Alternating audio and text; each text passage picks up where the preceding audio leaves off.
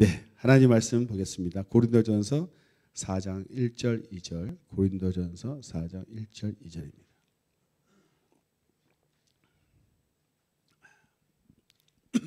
자, 시작. 사람이 마땅히 우리를 그리스도의 일꾼이요 하나님의 비밀을 맡은 자로 여길지어다. 그리고 맡은 자들에게 구할 것은 충성이니라. 아멘. 오늘은 그 전 성락교회 모든 예배당에서 직분자 임명식을 하는 날이죠. 그래서 특별히 이제 직분에 대해서 오늘 특별히 좀 말씀을 함께 나누고자 합니다. 제목을 이제 직분과 충성이라고 했는데요. 사실 오늘 이렇게 나눠드리는 임명장 이 직분은 특별히 어떤 교회의 직분이지만 우리 모두가 사실은 직분자라는 것을 명심하셔야 돼요. 그래서 오늘 목사님이 임명장 받은 직분자들 위해서 설교하니까 나는 그냥 졸자 이렇게 하시면 안 되고 우리 모두가 직분자예요. 무슨 직분자죠 우리가? 오늘 힌트 동영상 보셨잖아요. 그렇죠. 복음을 전하는 그 직분자입니다. 이건 가장 큰 직분이죠. 그런 직분을 모인 사람들이 이제 교회인데 교회가 또 이제 돌아가기 위해서 좀 세세하게 이렇게 나눈 것들이 있고 거기에 어떤 직분을 하는 것이 오늘 나눠드린 직분이고 그 모든 것 중에 가장 큰 직분은 사실 복음 전도의 사명입니다. 성찬식을 왜 합니까? 그랬더니 그 빵하고 포도주 마시는 거 아니에요? 이렇게 얘기하시면 우리 교회 수준은 아니죠. 말씀대로 하면 주님의 우리 위해서 죽고 부활하심을 증거하는 그 예식입니다. 주님의 살과 피를 경험하는 다음 주에 있죠. 예, 그것이 이제 성찬인 것처럼 우리 모든 사람은 그러니까 오늘 말씀을 그렇게 어떤 오늘의 직분 이런 것이 아니라 복음을 전할 사명자로서의 우리 직분이라 생각하시고 함께 들어주시면 감사하겠습니다. 짧은 말씀이지만 이렇게 주석과 원어를 이렇게 보면서 말씀을 좀 이렇게 씹어서 이렇게 보려고 합니다. 사람이 마땅히 우리를 그리스도의 일꾼으로 여기서 그리스도의 일꾼이라는 말이 나오는데 우리가 이제 일꾼 그러면 이제 뭐 그냥 일꾼 같죠. 그러나 이제 헬라어로 보면은 휘페레타스라는 단어를 씁니다. 휘페레타스가 이게 노예의 가까운 신분을 의미한대요. 거의 노예 같은 신분을 얘기한답니다. 휘페레타스가 이게 그 옛날 보면 이렇게 지중해 그 해전할 때 전함들이 있죠. 전함 영화에도 좀 나오는데 위에서는 뭐 포 쏘고 하지만 밑에 그 노예들이 그 나오죠. 이게 도망도 못 가게 쇠사슬에 그 영화에 그렇게 나오더라고요. 막 하면 이제 대장이 이제 북을 둥 치면 이렇게 북소리에 맞춰서 막 이렇게 하지 않습니까? 옆에 전함이 막 부딪혀가지고 물이 깨져서 물이 들어와도 도망도 못 가고 도망갈까봐 그 쇠사슬을 묶었더라고요. 무슨 영화에서 본 것 같은데요. 네. 그 밑에서 그 노예들이 하는 겁니다. 노예들이 그 배를 쳤는 그 노예를 부르는 이름이 비슷해요. 휘페레테스. 휘페레타스 이 본문에 쓰는 건 휘페레타스인데 그 노젓는 그 전함에 노젓는 그 노예들 휘페레테스라고 하는데 그 어원이 같죠. 그러니까 거의 그 노예 같은 신분의 그런 낮은 신분을 쓰는 단어를 썼어요.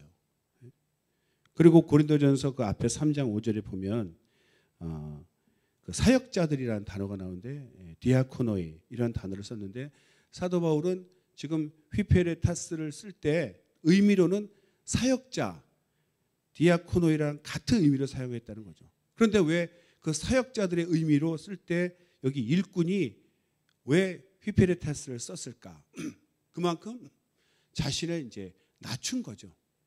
사람들이 그 단어를 들었을 때 굉장히 그 사도 바울이 겸손하구나, 자신을 낮췄구나 이제 그렇게 생각하는 겁니다. 근데 실제로 사도 바울의 마음은 어떤 신분을 중요하게 여기는 것이 아니라 누구에게 속했는가를 중요하게 여긴다 그래요. 왜냐하면 지금 보면 그리스도의 일꾼이지 않습니까? 그리스도의 휘페레테스, 그리스도의 노예, 그리스도의 종 이런 표현을 썼다는 거죠. 그러니까 자신은 하나님 앞에 노예처럼 종처럼 주인이 시키는 대로 일하는 그런 종이다라고 낮추지만 나는 어떤 사람의 종이 아니라 예수 그리스도의 종이다. 내 주인은 예수님이다. 그러니까 자신은 노예처럼 낮췄지만 나는 하나님의 일꾼이다 이거죠. 나는 예수 그리스도의 일꾼이다. 그러니까 자기 소속이 자기 주인이 예수님이라는 것을 분명히 밝히고 있습니다. 그래서 사도 바울이 정말 이 자기를 표현할 때 그리스도의 일꾼이다 할 때는 나는 하나님께 속한 낮은 일꾼이지만 자신을 겸손하게 낮춘 표현입니다. 그리고 그 후에 나오는 하나님의 비밀을 맡은 자로 여길지어다 이렇게 되어 있는데 이제 하나님의 비밀이라고 되어 있죠. 비밀. 왜 비밀이죠? 예수님이 제자들에게 그런 말씀하셨죠. 이것이 너희에게는 허락되었으나 저희들에게는 허락되지 않았다. 이 말은 뭐냐면 알려주는 사람에게는 그것이 계시돼서 알지만 받지 못한 사람에게는 여전히 비밀이라는 거죠. 나는 그 하나님을 알고 복음을 들어서 하나님을 만난 사람은 진리를 안 사람이죠. 그에게는 밝혀졌지만 이것이 공중에 동시에 모든 사람에게 알려진 것이 아니기 때문에 여전히 하나님을 알지 못한 사람이 비밀이니까 이제 우리는 그래서 그걸 전하는 거죠. 전하는데 비밀을 맡은 자라 하지만 다른 표현으로 어떻게 쓰냐면은 하나님의 그 진리를 계시된 진리를 전하는 자들, 계시된 진리를 전하는 교사들 이런 표현을 썼다고 합니다. 그러니까 비밀이지만 모르는 자에게 비밀이지만 아는 자에게는 확실하게 계시된 진리죠.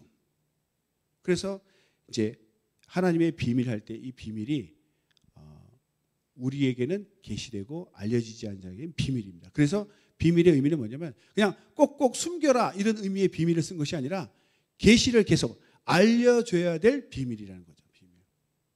또 하나 이제 비밀이라고 생각할 때 이제 기도하면서 저도 깨달은 것은 우리가 이렇게 찬양팀도 있고 선생 교사들도 있고 또 이렇게 주방이나 청소나 이렇게 봉사하는 분들이 있는데 그들의 마음 가운데 사람들은 알 수 없지만 자기만 갖고 있는 비밀이 있다는 거예요. 하나님의 비밀. 뭐냐면 그것이 바로 은혜입니다. 하나님 살아계시고 내가 그분의 은혜로 예수의 보혈로 구원받은 그 큰 은혜가 있어요. 그것이 사람들에게 말하지 않아서 모르는 거죠. 사람들은. 그러나 나는 알고 있다는 거죠. 비밀을 간직했는데 그것이 바로 은혜입니다. 그래서 무슨 교회 일을 하든 어떤 직분을 맡고 어떤 봉사를 하든 그 마음속에는 하나님의 비밀이 있어야 돼요. 진리가 있어야 됩니다. 하나님의 은혜가 있어야 돼요. 아무리 실력이 뛰어난 찬양팀이라 할지라도 하나님을 모르면 그 노래에 지나지 않습니다. 그리고 무슨 교사 가르친다 하더라도 하나님을 모르고 가르칠 수 있느냐? 가르칠 수 있어요. 우리 어릴 때 그런 얘기 저 들었습니다. 이렇게 청년부 부장, 청소년부 이렇게 교회학교 선생님까지 했던 사람이 나중에 교회를 떠나서 타락했다 이런 얘기를 가끔 들으면 충격을 받죠. 그런데 그것이 가능하냐? 가능하다는 거예요. 내가 하나님을 만난 구원받은 체험이 없을지라도 그냥 공과책을 가지고 가르칠 수 있다는 거예요. 받은 사람은 은혜를 받아 또. 정작 자신은 체험이 없어도 잘 가르치면 또 그 일을 할 수 있다고 그래요. 그래서 친목교 회장하고 청소년 때 했다고 했는데 커서는 교회를 안 다니는 사람이 있다. 우리는 잘 상상이 안 되지만 그럴 수 있다는 거예요. 내가 은혜가 없이 봉사를 열심히 하면 지난번 설교한 것처럼 외식하는 자가 될 수 있어요. 청소 열심히 할 수 있죠. 깨끗이 할 수 있습니다. 남들에게 칭찬받을 수 있어요. 그러나 내 안에 하나님의 은혜가 없다면 하나님을 만난 그 은혜가 없다면 이 모든 것은 다 외식에 지나지 않습니다. 그래서 이 비밀이라는 것은 남에게 공개되지 않았지만 내 안에는 확실한 체험, 그런 체험을 얘기합니다. 그 비밀을 맡은 자다. 이 맡은 것도 또 이렇게 보면 하나님의 비밀을 맡은 자 할 때 이 맡은 자가 그 원어로 하면 오이코노무스라고 하는데 오이코노무스는 집이라는 뜻의 오이코스와 관리하다는 뜻의 네모, 오이코스와 네모가 합쳐서 오이코노무스라는 맡은 자라는 뜻이래요. 그러니까 이 집안의 모든 그런 행정 이런 관리를 재반상을 관리하는 관리자예요. 관리자라고 할 때 의미는 중간 정도의 높이입니다. 그러니까 아까 일꾼 할 때 노예와 거의 가까운 낮은 어떤 위치가 있다면 맡은 자라는 단어를 썼을 때는 다시 또 지배인, 관리자의 어떤 그런 권위가 있다는 거죠. 그러니까 이런 단어 하나하나에서 사도 바울이 자신을 그리스도 앞에서는 아주 겸손하고 낮은 하나님께 속한 낮은 자이지만 또 교회 일을 할 때는 중대한 책임을 맡은 관리자이라는 것을 자기가 하나님께 속한 그런 어떤 권위가 있다는 것을 동시에 나타내는 거죠. 그래서 이렇게 언어 공부해 보면 되게 재밌습니다. 그냥 이렇게 막연히 한국말로 이렇게 번역된 것으로 이해도 하지만 원어에 나타난 의미를 보면 굉장히 은혜를 더 받을 수 있습니다. 그러니까 사도 바울은 휘페레타스라는 단어를 통해서 자신의 겸손함과 맡은 자, 오이코노모스 단어를 통해서 자신이 하나님의 일꾼으로 권위를 이제 함께 나타낸 거죠. 그리고 그 후에 다시 한번 더 강조하는 것, 이것이 바로 맡은 자들에게 구할 것이 충성이라고 되어 있습니다. 충성하면 우리가 많이 듣는 단어지만 원어적으로 또 이 충성의 의미는 신실함, 배반하지 않는, 배신하지 않는 신실한. 그러니까 주인이 종에게 바라는 것은 배신하지 않는 거죠. 아주 그 비밀 편지, 우리 이렇게 밀서라 그러죠. 이걸 우리 편에게 전달을 해서 그걸 보고 전쟁을 해야 되는데 이 밀서를 이제 자기 하인에게 보냅니다.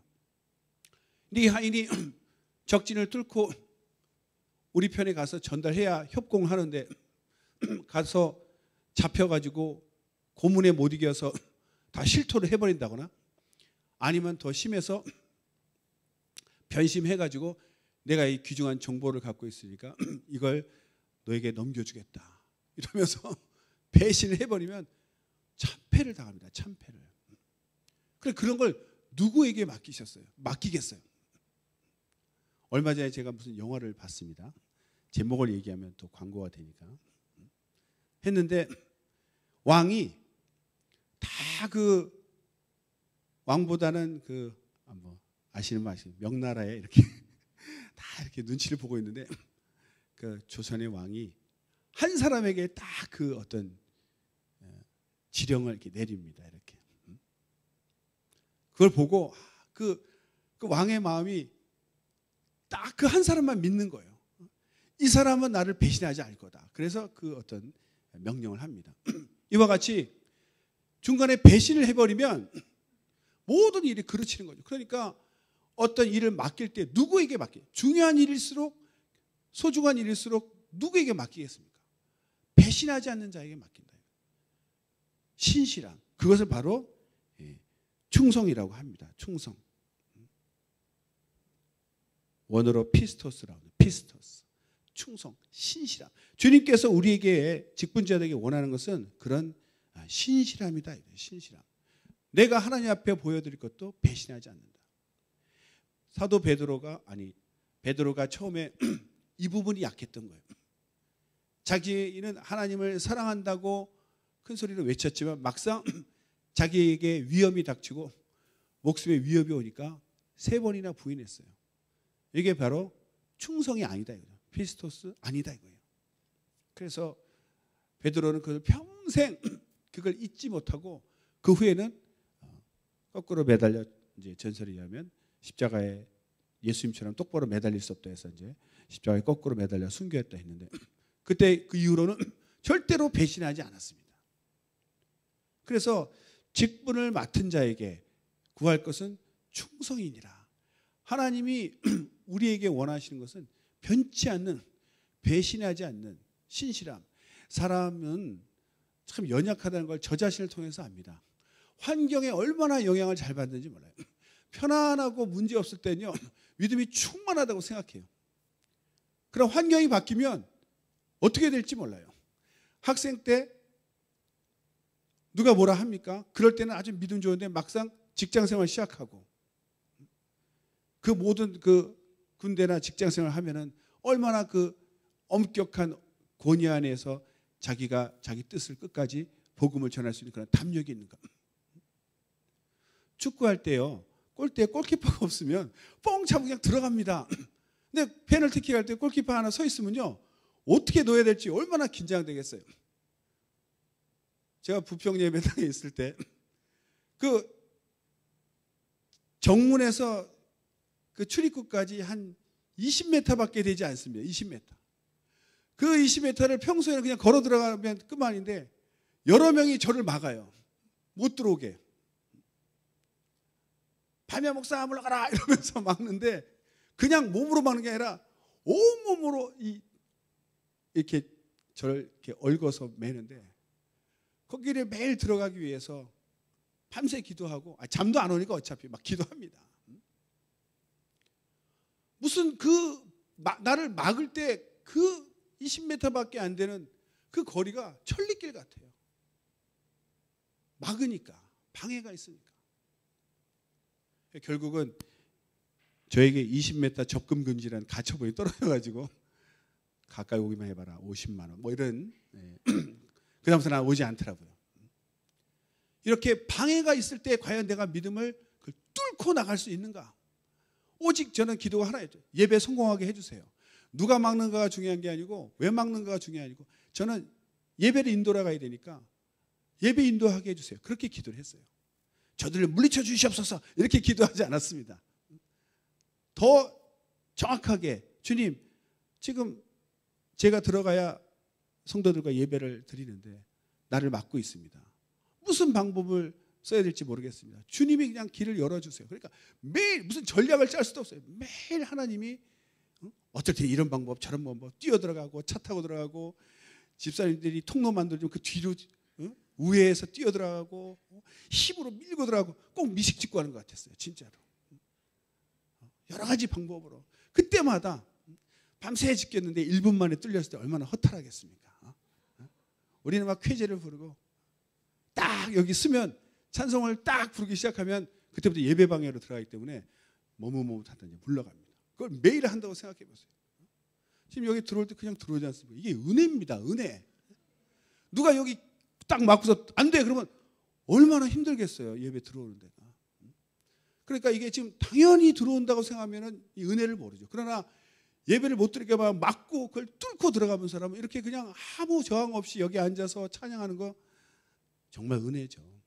그러니까 사람이 얼마나 연약하면 이렇게 그 환경에 이길 수 있는가. 제가 학생 때요 이제 은혜를 많이 받아서 그런지 막 소리 지르고 막 그 메가폰도 들고 다음에 얘기했지만 이렇게 막 메가폰 들고 예수를 믿으라 그러고 캠퍼스 때 막 돌아다녔어요. 그러니까 막 석영 이제 충만하다 그런데 때가 차서 군대 갈 때가 됐는데 터미널에 다 모여가지고 석영 이제 군대 가면 그냥 뒤집어놔 뭐 다 뒤집어놔 막 그래서 아멘 그러고 이제 버스를 탔죠. 가보시면 알겠지만 전혀 군대를 모르는 이 철없는 것이 뭐 아멘 군대를 뒤집어 이랬는데 훈련병 딱 가가지고 뭐 앞으로 침 뒤로 굴러 앞으로 굴러 어떻게 샤워하는데 시간을 뭐 1분 줬나 2분 줬나 물을 끼얹고 그냥 나가야 되고요. 어떤 친구는 또 이게 그 깔끔 떠는지 비누칠하면 안 된다는 걸 상식적 이제 그 느낌으로 하는데 온몸에 비누칠을 했는데 결국 그 친구 비누칠한 상태로 뛰쳐나갔어요. 모포 속으로 쑥 들어갔어. 우리는 다 젖은 상태로. 얼마나 찝찝합니까, 여러분? 물기를 닦지 않고 온몸에 물이 묻은 상태에서 이불 속으로 들어가는 거예요. 근데 얼마나 피곤했는지 그냥 골아떨어져 잤는데 새벽에 벌떡 깨고 깜짝 놀라는 거죠. 온 이불이 젖어 있을까 봐.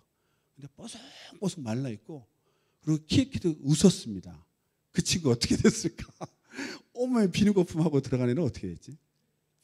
거기서 복음을 전했겠어요? 제가 못 전했겠어요. 입도 뻥끗 못하고 내 몸 하나 추스리지 못하고 시달렸습니다. 그걸 보고 아 사람은 참 연약하구나. 닥쳐봐야 되고요. 그 상황에 가봐야 아는 거예요. 그러니까 아무런 방해가 없을 때 내가 믿음 좋다고 자랑할 게 아니더라고요.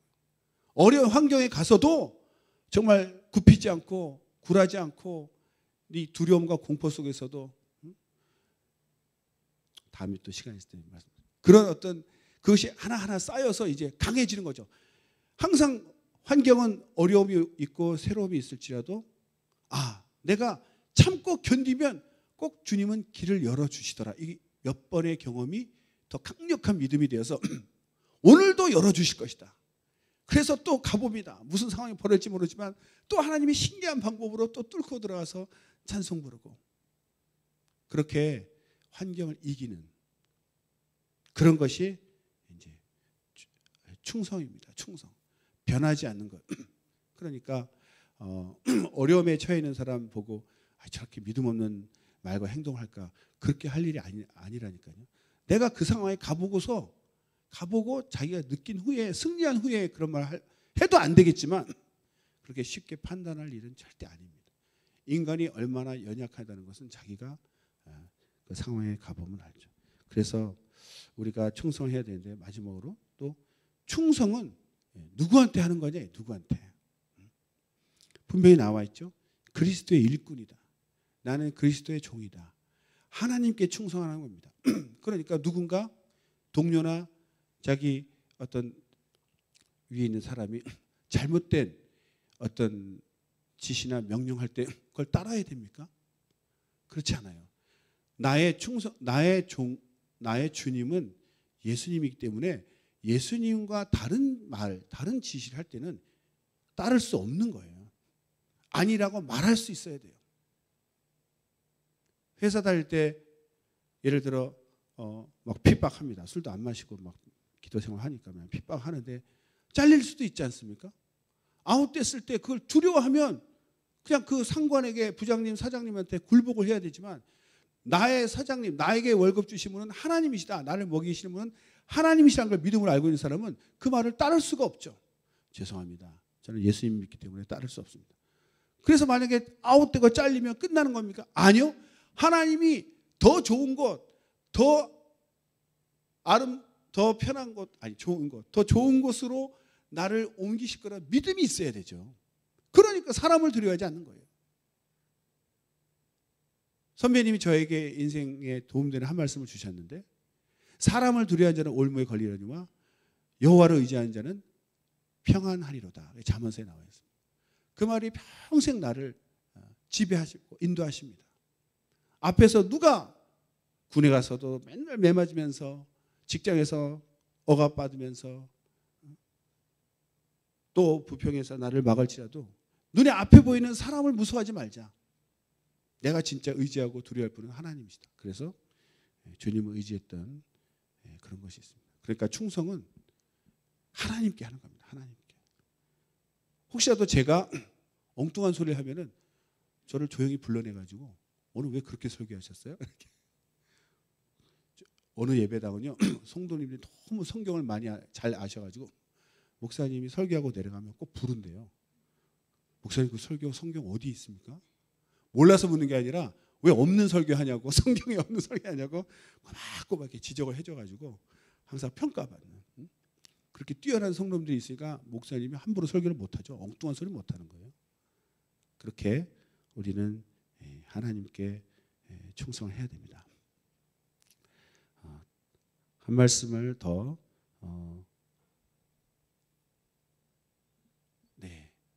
찾고 하겠습니다. 마태복음 16장 24절인데요. 화면에 나옵니다. 마태복음 16장 24절 시작. 이에 예수께서 제자들에게 이르시되 아무든지 나를 따라오려거든 자기를 부인하고 자기 십자가를 지고 나를 좇을 것이니라. 정말 제자들에게 나를 따라오려거든 그랬어요. 따른다라는 의미가 저분을 예수님을 스승으로 삼고 나는 제자로서 당신을 그대로 삶을 가르침에 순종하겠습니다. 이런 것이죠. 그런데 예수님이 가시는 길이 무슨 꽃길이 아니었어요. 순환을 당하고 고문을 당하는 그런 역경의 길이지 않습니까? 그렇기 때문에 주님은 나를 따라오려거든 당부 너는 이것을 알고 와야 되는데 뭐냐면 자기를 부인하고 자기 십자가를 지고 나를 쫓을 것이다. 자기를 부인하라는 거예요. 공포심이 몰려올 때도 그걸 극복해야 되고, 또 더 깊이 내 안에 옛 자아, 옛 성품, 옛 사람이 있지 않습니까? 욕심이라고 표현되는 이기적인 마음, 그걸 다 내려놔야 된다는 거예요. 너의 유익을 구하지 말고, 사람이니까 여전히 이 육신, 삭스 이것이 있기 때문에 끊임없이 자기의 유익을 구합니다. 내 감정, 내 생각대로 어떻게 하려고 하는. 그래서 선배 목사님들 그랬어요. 네가 하고 싶으냐? 반대로 하라. 이런 말이 있습니다. 목회할 때는 네가 하고 싶은 것을 반대로 하라. 왜? 하고 싶은 대로 하면 다 깨지거든요. 왜? 자기 이익을 구하니까. 하나님의 입장에서, 오늘도 동영상 보자. 하나님의 시각에서 하나님이라면 어떻게 하셨을까? 여기서 얘기 다 말씀 못 드린 것은 오후 예배 때 전하겠습니다. 그래서 항상 나를 부인해야 돼. 내 욕심, 내가 하고 싶은 것, 그런 것을 다 내려놓는 그런 것이 있어야 되고, 또 자기 십자가는 뭔지 알죠? 자기가 참 잔인하죠? 자기가 죽어야 되는데 그 죽음의 형틀을 자기가 지고 가게 하는 거예요. 얼마나 잔인합니까? 그러니까 죽어야 된다는 것을 알려주는 거예요. 나를 따르려거든 너의 모든 욕구와 욕심을 다 내려놓고 나와 같이 죽음.